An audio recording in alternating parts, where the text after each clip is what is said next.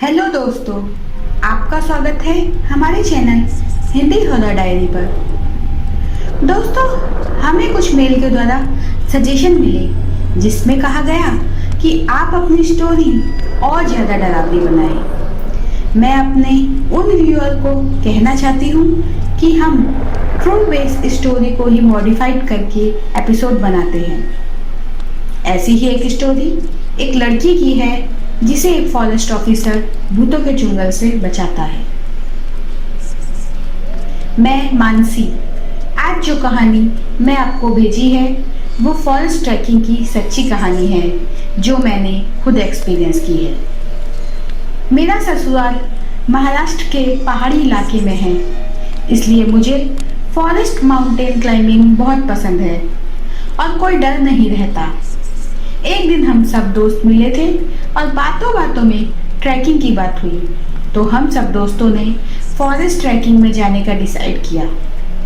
साथ ही हमने mountain climbing का भी डिसाइड किया था, पर कुछ फ्रेंड पहली बार जा रहे थे, इसलिए हमने नॉर्मल ऊंचाई वाले माउंटेन पे चढ़ने का प्लान किया।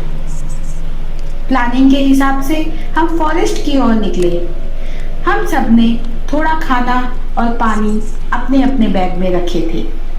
रात के लिए टेंट हमारे कुछ दोस्त ने लेकर रखे थे। सब कुछ ठीक से चल रहा था। हम लोग ने एक रात आराम से बिताई और दूसरे दिन माउंटेन क्लाइंब भी कर लिया। माउंटेन पे मैंने सेल्फी ली। जब मैंने सेल्फी देखी तो मेरे पीछे कोई औरत खड़ी थी। सेल्फी में उसका फेस ब्लर दिखाई दे रहा था, पर पीछे मुड़ के देखा तो वहां कोई नहीं था। मैंने सब फ्रेंड्स को बताया, पर हमें लगा कि यहाँ कोई गांव के लोग होंगे। दिल तो नहीं मान रहा था, पर इसके आगे कर भी क्या सकते थे। हमने एंजॉय किया, थोड़ा खाना खाया, फिर नीचे की ओर चलने लगे। मेरे सब फ्रेंड्स आगे चल रहे थे और मैं सबसे पीछे चल रही थी। अचानक मुझे वही औरत दिखाई दी जो मुझे देखकर हल्की सी मुस्कान दे रही थी।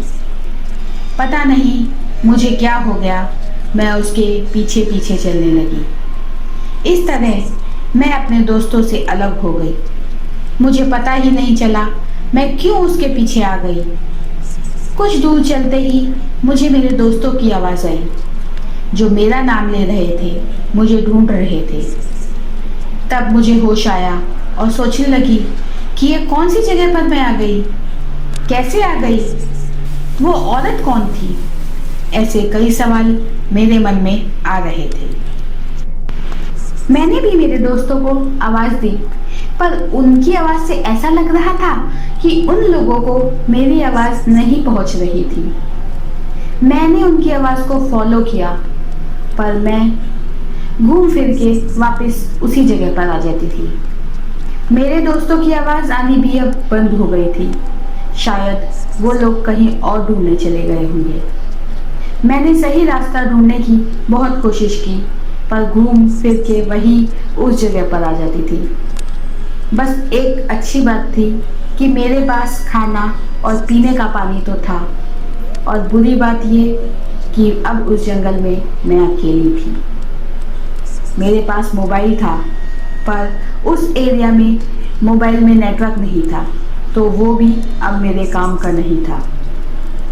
जैसे जैसे टाइम गुजरने लगा वैसे वैसे अंधेरा बढ़ने लगा। मुझे बस इतना यकीन था, आज नहीं तो कल मुझे मेरे फ्रेंड्स ढूंढ ही लेंगे, क्योंकि ये फॉरेस्ट इतना बड़ा नहीं था। रात के 8 बज गए थे। मैं एक पेड़ के नीचे बैठी थी और पूरा अंधेरा हो गया था। अंधेरा इतना हो गया था कि 2 फीट के आगे कुछ दिखाई नहीं दे रहा था। थोड़ी ही देर में घुंघरू की आवाज़ आने लगी। सच में अब डर लगने लगा था। मैंने मोबाइल की फ्लैशलाइट से देखा तो हल्की सी किसी की परछाई दिख रही थी। मैंने चुपचाप बैठी रही और भगवान का नाम लेती रही। तभी मुझे दूर से टॉर्च की लाइट दिखाई दी।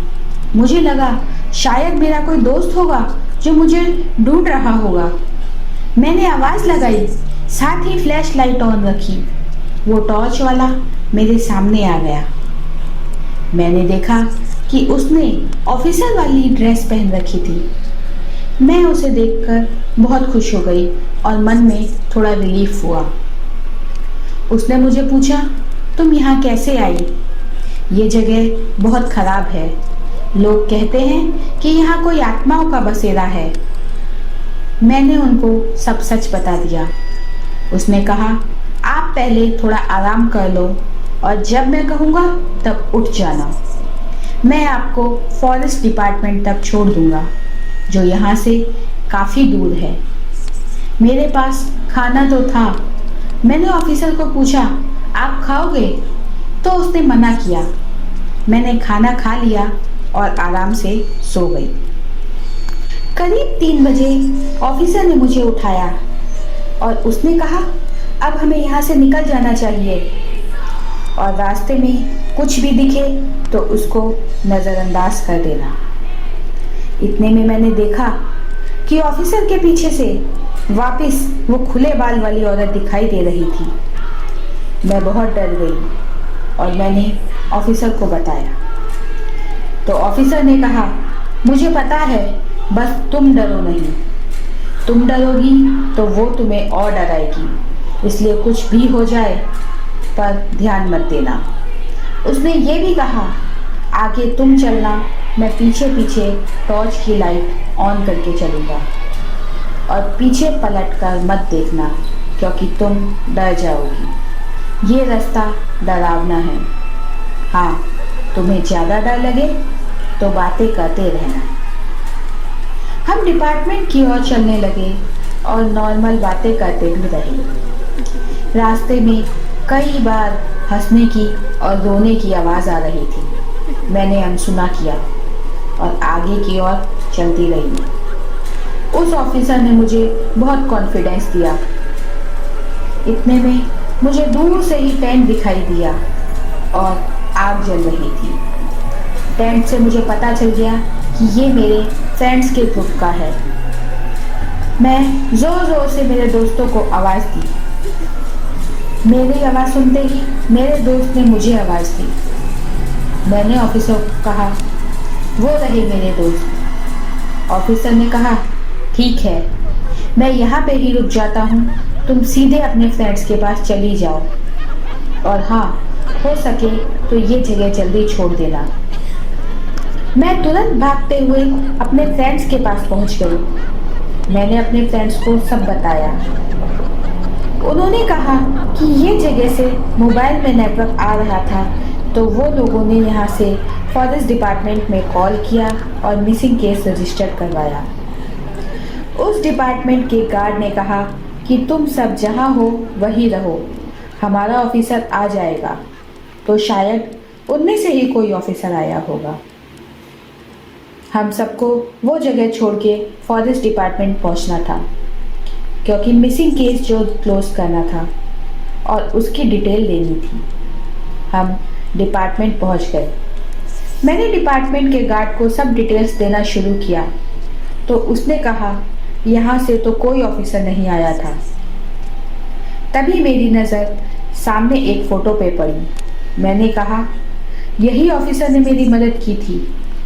डिपार्टमेंट के सब गार्ड एक दूसरे को देखने लगे और पूछने लगे, क्या यही थे? मैंने कहा, यही ऑफिसर थे। उन्होंने कहा, यह ऑफिसर की 2 महीने पहले डेथ हो गई थी और ये भी कहा, उनकी डेड बॉडी उसी एरिया से मिली थी जहां मैं खो गई थी। ये सुनते ही मेरी आंखों में आंसू आ गए। मर के भी उस ऑफिसर ने अपनी ड्यूटी नहीं छोड़ी। तो दोस्तों, आपको ये कहानी कैसी लगी? अगर आपको ये कहानी अच्छी लगे तो लाइक करें, कमेंट करें, हमारे चैनल को सब्सक्राइब करें और दोस्तों के साथ शेयर करें।